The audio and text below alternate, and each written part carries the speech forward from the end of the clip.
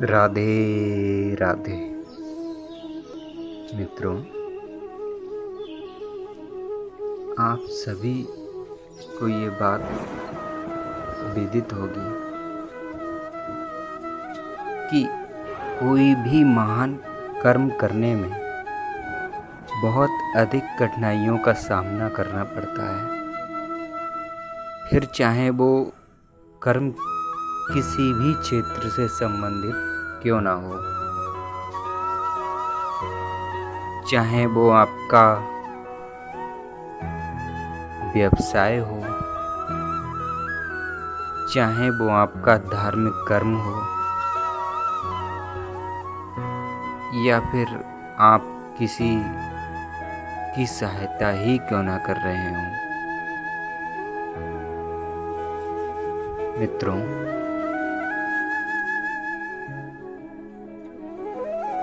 इस संसार में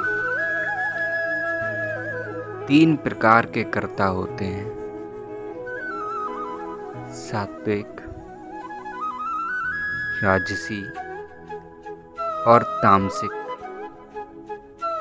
इन तीनों में ही सात्विक कर्म करने वाला प्राणी श्रेष्ठ है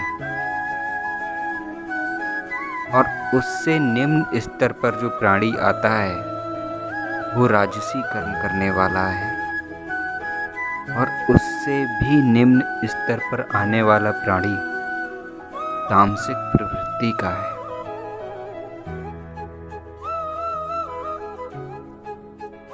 प्राणी यदि यह जान ले, यह देख ले कि कौन से कर्म से उसे कौन सा फल प्राप्त होगा, तो वह कभी भी वह कर्म नहीं करना चाहेगा जिससे उसे दुख प्राप्त होता हो। मित्रों, हमारे शास्त्रों ने, हमारे गुरुओं ने, संत महात्माओं ने कई बार ये बताने का प्रयास किया है या करते हैं और करते भी रहेंगे कि कौन से कर्म करने से प्राणी को सुख और कौन से कर्म न करने से प्राणी को दुख प्राप्त होता है। परंतु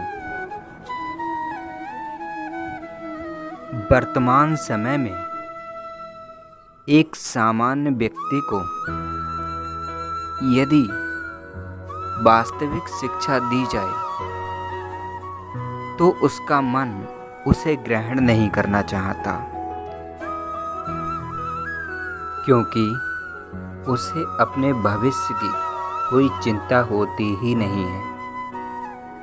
अच्छी बात है, चिंता नहीं करनी चाहिए, परंतु आप उस भविष्य या भूतकाल की चिंता मत कीजिए जो वास्तविक है ही नहीं, परंतु आप विचार कीजिए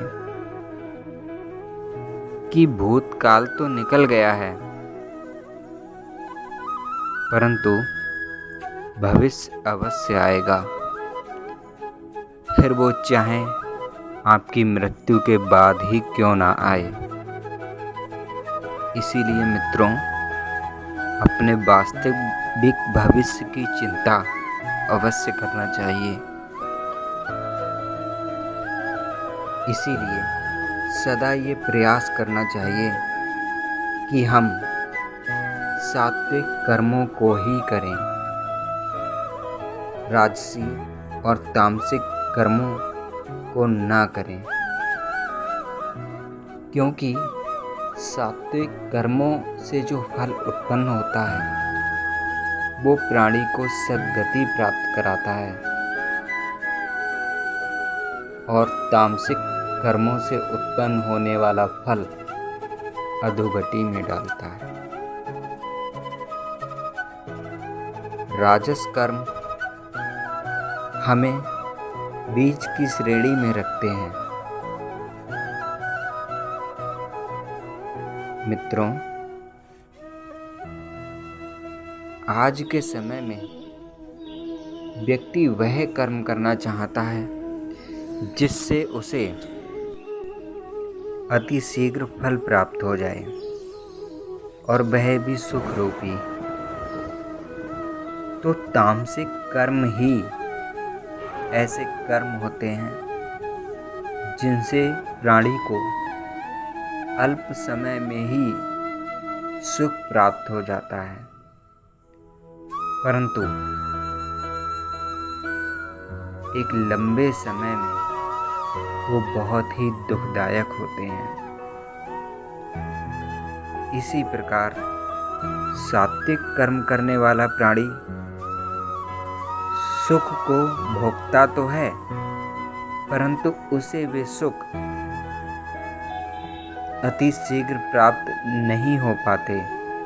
अर्थात सात्विक कर्ता को प्रारंभ में दुख भोगना पड़ सकता है, परंतु उसका अंत सुखमय ही होता है।